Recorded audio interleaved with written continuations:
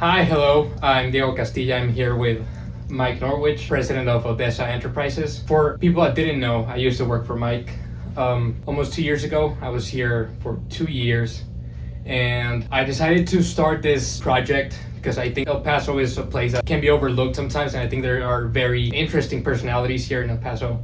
And Mike was the first one that I thought of when I started thinking about doing this project. So thank you, Mike, for giving me the time to come here to talk to you. And yeah, if you don't mind just giving us a quick intro, where are you from? Where do you grow up? What university you go to?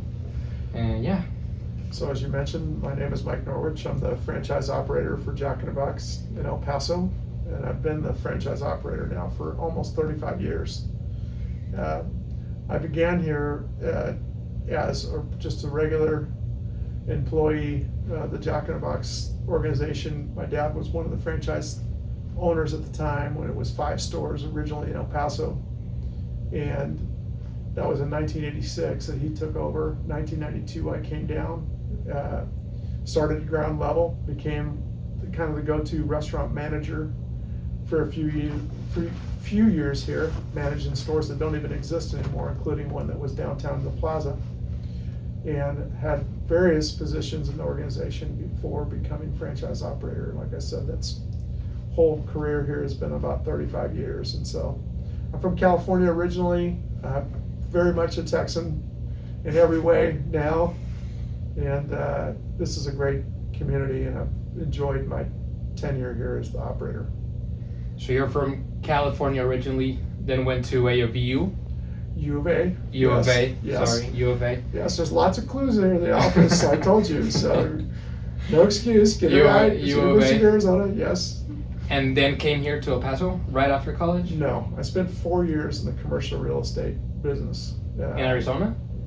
Well, mostly in California. I went back to California after graduated and spent 4 years out there before I got here. And your dad used to be here? No, my dad never lived here. He was one of the franchise partners. We have a long history with Jack in the Box. San Diego was Jack in the Box corporate. That's where I'm from. We knew the founders of Jack in the Box very well. They were personal friends, and that's how my dad became a franchisee, was through his connections with the original founder of Jack in the Box, Jack Goodall, and that's how he got the franchise in 1986, and I came here to help them run them in 1992. Okay. And how do you go about becoming a franchisee? What's the process like? Well, the franchise business has changed a lot. Right now it is particularly challenging because there really are 2 schools of thought on how to operate businesses that typically franchise, whether they be restaurants or hotels. It's all kinds of service businesses and so forth. And the difference between starting and becoming your own franchisor type or company is who is the person that makes all the brand decisions versus the franchisee who buys into an existing system that somebody's already built and sees value in that system and is willing to pay a royalty fee or licensing fee or whatever you might have. That's the big difference. Now, getting into a franchise business means that you're buying into that existing business. It's already been started, and you are agreeing to abide by terms of operating that somebody else sets, obviously the parent company sets, and you pay a fee to them. Getting involved, it takes money, obviously. It takes some money. Sometimes there's a big investment, sometimes there's not a big investment. But to me, what's made it more challenging over the last few years is it's gotten more expensive to get into franchise businesses, and they're not always delivering what they should be delivering. And it's hard to know how to distinguish between what's a good franchise and what's not. And how do you get involved? Which one do you? Well, I've kind of matriculated into it because my dad had already got the ball in place with the 5 original stores. We're at 15 stores now. We've been as high as 19 stores because we developed the Permian Basin and since had divested ourselves and sold the Permian Basin. So, and then we've had other stores over the years that we've opened and closed. We had a store in Las Cruces that already ran its 20-year franchise agreement, and then we moved it to a different location. So it's been a process of building up to 15 stores, but I didn't get involved at the ground level. But if I were looking at a franchise right now at a ground level, I would see, first find out what I'm interested in, what business I'm interested in, whether it be a hotel, like I said, a restaurant, or something that has a franchise model. Most things do have a franchise model. If you want to get self-storage, I believe that there's self-storage franchises available. There are franchises in almost anything that you can imagine. There's franchise businesses. I think some of the tax preparation services are franchise businesses. Insurance, like State Farm, those are like independent agents. That's kind of, in a way, a franchise. So anything that you're interested in, there's probably a franchise opportunity that you could get yourself involved with. So first you have to find out what your passion is and what you would be interested in, and what you have some experience in. Because a lot of times it's going to take more than money. It's going to take some experience in the field that you're looking into. At least that's what most franchisors should be looking for, is some experience. They don't want to get somebody that doesn't have any experience in a restaurant into a restaurant franchise per se. I wouldn't think that would be in the best interest of the franchise, because you don't really understand what you're getting into until you get into it. So that's the first thing, is find out what you want to do, and then do some explorations. Go to the websites. You can usually, if they're franchise businesses, you'll find opportunities for franchising. There'll be territories that they might have available. Just because you're in El Paso doesn't mean that if you're looking at a particular franchise that there would be an opportunity in El Paso. It might be in another city, so you might have to relocate. But you got to find out what you want, what you can afford, and what makes sense for you and your special talents and needs. And you, having spent time already worked at Jack in the Box, is that factoring you choosing to stay, like picking the Jack in the Box route?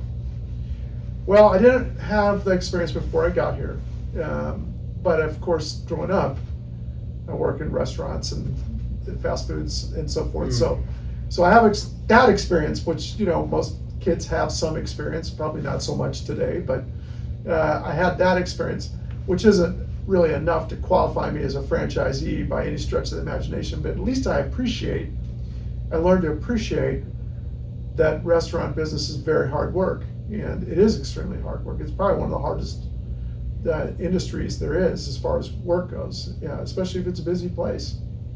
So that didn't necessarily enter into my decision making, because of this. I walked into a business that had already been established. Okay. I remember when I was here, there was an issue with the third-party deliveries, like the Uber and DoorDash and all that. Is that still going on, or what's like the issue now, or issues? Well, okay, so we can talk about that a little bit. We'll just use platitudes in general, and just say, look, third party is now a cost of doing business. It's a table stake, as they would say, in the restaurant business right now. Because if you're not engaged actively in having your food be delivered to your customers, you're more likely going to lose transactions, because people, if they want it brought to them, they're going to find someone that's going to bring it to them. And if you're not playing in that space, you're going to lose that transaction almost for sure. Unfortunately, it has not become particularly profitable for the restaurant or for the third-party delivery service. Third-party delivery is still fighting for market share. They're competing, like you got your Postmates, you got your Uber, you got DoorDash.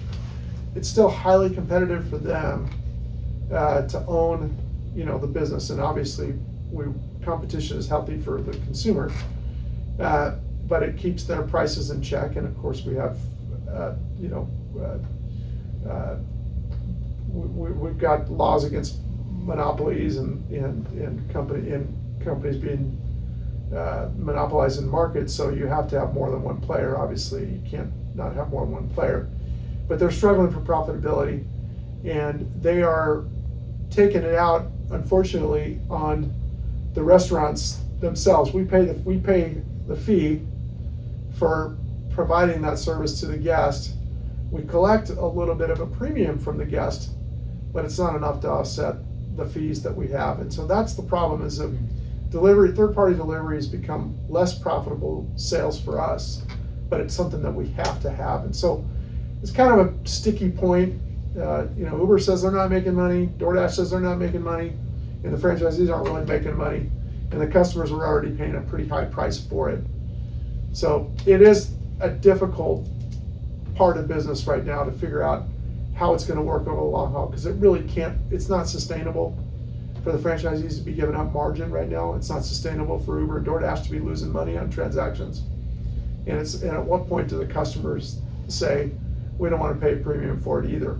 So it's a chicken or an egg thing, I guess. Would you say it's worth it though to keep the third-party deliveries? Well, I have to. It's like I said, it's a table stake. If I don't have that transaction available to the guest, it will go somewhere that does.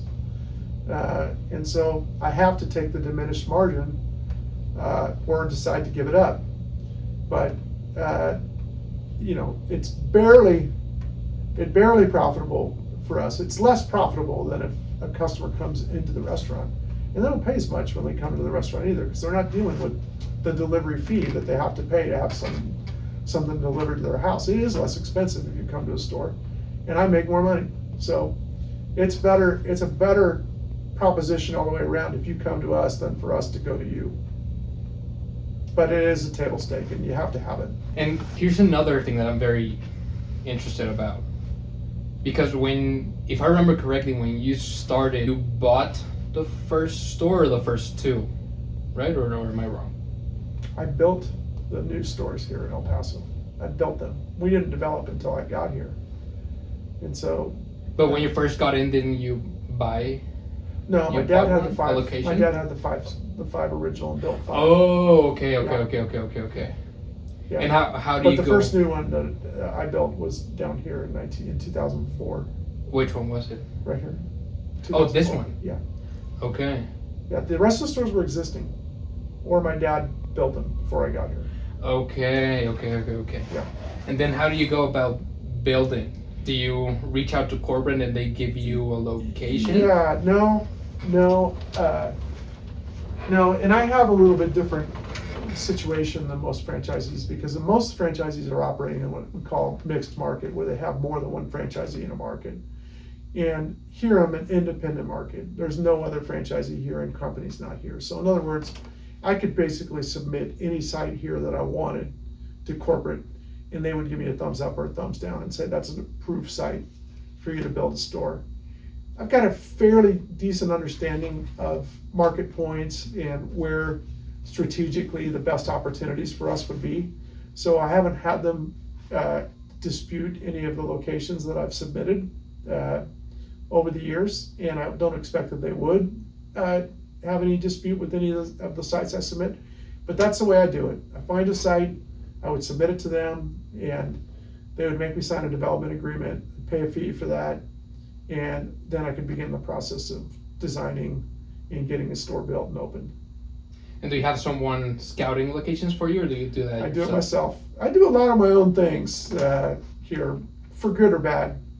Wear a lot of different hats. Yeah, I still remember to this day. It's kind of, I don't know why I remembered it so much, but I remember one time we were here at your office when I used to work here, and there are still a lot of things that I want to learn myself about everything, and it's kind of, I don't know, it's kind of scary sometimes to venture into things that you're not, you don't know about that much, and it's kind of stupid, but I remember you told me that everything you learn about accounting, it's pretty much self-taught.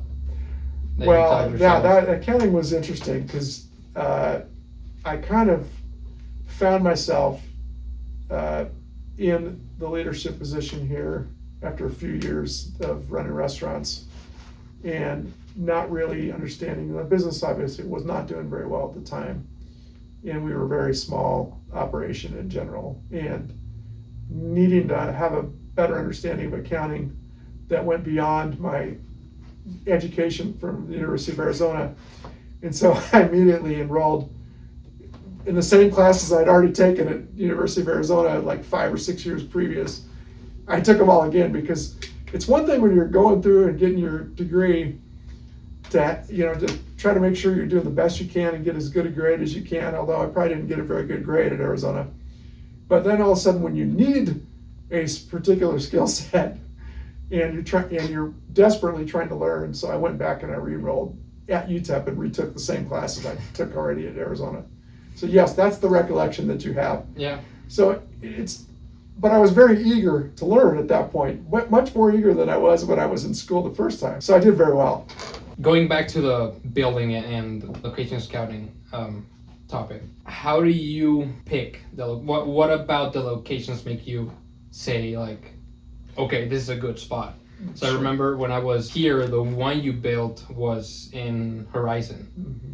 And I mean, in my opinion, Horizon is still developing. It is developing, yeah. It's not a city per se. It's still in the process of becoming a city. What about it make you think like, oh, this could be a good location? Well, I think for me, being a smaller operator, and I am, by the way, the only locally owned franchise of the QSR industry in El Paso, by the way. There are a few franchises here, but they're owned by out-of-town companies. McDonald's is company owned, Whataburger is company owned. The Burger King franchisee doesn't live here, the Wendy's franchisee doesn't live here. So I'm the only one that lives and operates in El Paso. And for me, looking at locations, Horizon, as an example, was underserved. They didn't have any location out that way. It was far enough away from my next closest store to where I knew that it would not cannibalize sales or take sales away, or we call it sales transfer, from the next nearest store, because it was very independently situated, far away from my closest stores. And so that was important. And as you pointed out, it was a very growing area. And I think that there's a lot of growth pattern around the particular site that we chose and developed on. So at some point, that will become more mature of an area. It will continue to grow from a residential, we call it rooftop scenario. And the business district along Horizon Boulevard will continue to fill out. Traffic will tighten. We'll get heavier there. We've now got a signal at that intersection. So we kind of got out there a little bit early to that particular site, but it was an underserved area. It was an area that we needed to put a restaurant, and we knew that we wouldn't see very much cannibalization from our other stores. And that's one of the reasons why we chose that site. But in general, things that I look for are, high visibility, really good ingress and egress. It got to be lots of easy ways to get in and out of a location. And I have a few that I've made some mistakes on that have not panned out to be as accessible as I want them to be. And probably over the next few years, I'll probably make some adjustments as leases come up and so forth, to look for alternate sites that might be more suitable for accessibility, which is really, really important. So visibility, ingress, egress, those are all really critical things. And then of course, where they fit into your overall map of where your stores are. Now our trade areas are getting a little bigger too because of third party and mobile. People can order or have it delivered, and so they don't have to be so close to the stores they used to, right? So those are all things that factor into location and the sites we select. And as of right now, how many stores are there? 14? 15. 15? Yeah. 12, 13 in El Paso and 2 in Las Cruces? Yes, 2 in Las Cruces, yeah. And how do you pick, does corporate provide suppliers, like the food suppliers? Yes, so, and that's, we have a supply chain committee at Jack in the Box. I'm on that committee, as a matter of fact. So, yes, there's a list of people that supply, hamburger patties, French fries, stuffed jalapenos, tacos. We have manufacturers that provide all that to central distribution centers across the country. And from those distribution centers, they supply those distribution centers. The distribution centers distribute out to us. But Jack in the Box does own the spec. They decide what goes on the menu. They source it, and they send it to the DCs, and we buy it from the DCs. But I'm part of the committee that actually procures. When it comes to, 15 stores, how do you handle delegating responsibility? Well, I'm trying to get a little better as I've gotten older, finally. I do turn things more over to my team, and I want to try to be the leader of the organization that basically oversees, and people report directly into me. I'm an operator at heart, but I'm also the finance guy at heart as well. And so it becomes hard to do all those things and wear all those hats. So what I try to do is stay very relevant with understanding the operations of the business, also managing the financial parts of the business as well. But I have to delegate the operations to other people, and I have to delegate the financial management to other people as well. But I like to oversee it all. I'm doing a little better job of putting more on my team's plate to help me with, and I probably have controlled more stuff. But as you know, being an intern here, I do enjoy, it takes time sometimes to educate somebody and try to explain to them what it is that you're trying to get them to accomplish. But they have to be able to see the big picture. They have to see how things fit into the overall scheme of the operation. If I send you on some mission and it's only a small piece of the whole pie, it's more mysterious to you than if I explain to you how it fits into the overall piece of what I'm asking you to do.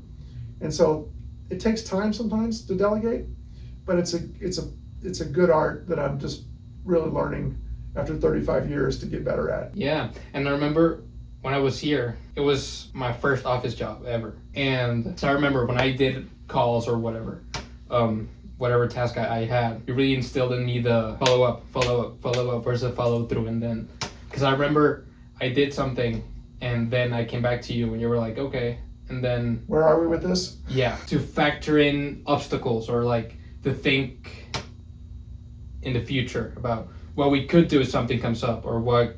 It's like contingency planning. Yes, exactly. Well, I'm probably overanalyze, and sometimes I'll overthink the what ifs. But that's just my mentality. Not everybody is that way. A lot of people are way more just go for it and let the consequences be what they are. But I'm always thinking about what the outcomes could look like and how to deal with those outcomes before we go forward with something. And I probably do that a little too much. And I'm trying to get a little better at that and be a little bit more resolved to just plow forward and just be willing to deal with the consequences if they come. But my mentality is, and I think this is what you're trying to reflect, is that I always say, if I do A, this is what the outcomes could be. It could be 1, 2, 3, and I want to be able to deal with 1, 2, 3. But really, I'm trying to get 1. Number 1 is what I'm trying to get, but 2 and 3 could be the outcome. And if 2 and 3 become the outcome, then I want to deal with 2 and 3. And I think I should just focus on, but I'm going to go for number 1, and if number 1 doesn't work out, I'll worry about 2 and 3 later. But I try to worry about 2 and 3 now. That's my problem. Yeah, I just thought of a great example. For example, uniforms. Okay. When we were getting uniforms, you were like, okay, let's get a quote for 200 shirts. Yes. And then I asked, came back, and then you were like, okay, well, what's the price break? What if we get like 300 or 400? Right. We'll get a discount. Right. And then I guess trying to find solutions to future problems before they happen. Yeah. So to speak. I think so. That's probably just more of an example of me understanding that there are ways to get better pricing, because I've done this for so long. And I know that the more you offer somebody, the better the opportunity it is to negotiate something better with people. If you do one-offs with people, if you're not creating long-term relationships, if you're not really getting them engaged in something that is really profitable for them, you don't have a lot of negotiating ability. And I think in that particular regard, that's just a very simple example of how you can leverage buying power into better opportunities for you. And that's just one example that you gave there. And then circling back to the delegating part, what do you look for that makes you think someone will be a good store manager? Well, I can tell you right now that we have only been successful in people that have come up in our organization. So that being the case, I'm never really having to look for somebody outside the organization. Our instinct has always been, and our inclination has always been, to go with somebody that we already know, right? Somebody, and that's going to be somebody that every one of our managers is probably started as a regular team member, and that's what we're looking for.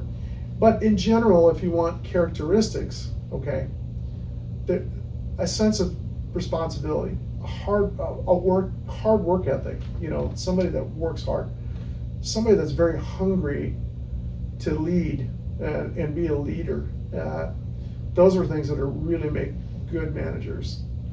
People that are organized. Organization is really big, because this is a kind of game that you can really get swept up into handling things yourself and not delegating very well. And I was really bad at this when I was a restaurant manager. And what it really meant was I had to work like 80 hours a week, because I spent so much time doing stuff that I should have delegated to somebody else. And so I think that those are the things I look for. But fortunately, as I say, the talent just kind of comes in through our organization. Having 15 stores, having almost 500 employees, you start seeing talent right away. And we're always looking for talent. I find people at ground level, people that have been with us for 2 or 3 months, that I really get an affection for, because they're really friendly, they're really, sharp, and I automatically think, okay, what do I got to do to try to get this person to move up in the organization? So I'm always looking for that. When it comes to hiring, how hands-on are you? Do you leave that to the store managers, or? Yeah, I leave that to the store managers, and and I think that there's a culture that we that we instill in the organization, and I think that the managers do a good job culturally looking for people to fill those roles that come available. And so I don't get involved with it. I wouldn't say I don't get involved at all, but generally I do not. Okay. And then just to finish off, I got a few quick questions that will be interesting to ask you. If you had full control, is there something that you would change in the franchise system? Yes, of course.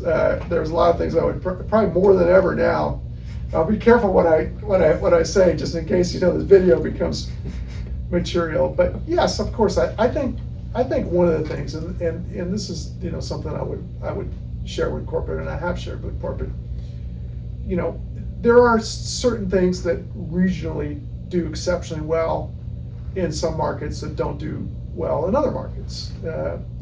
This has been a market, not surprising, because I'm not surprised at all by the demographic and the customer base here in El Paso.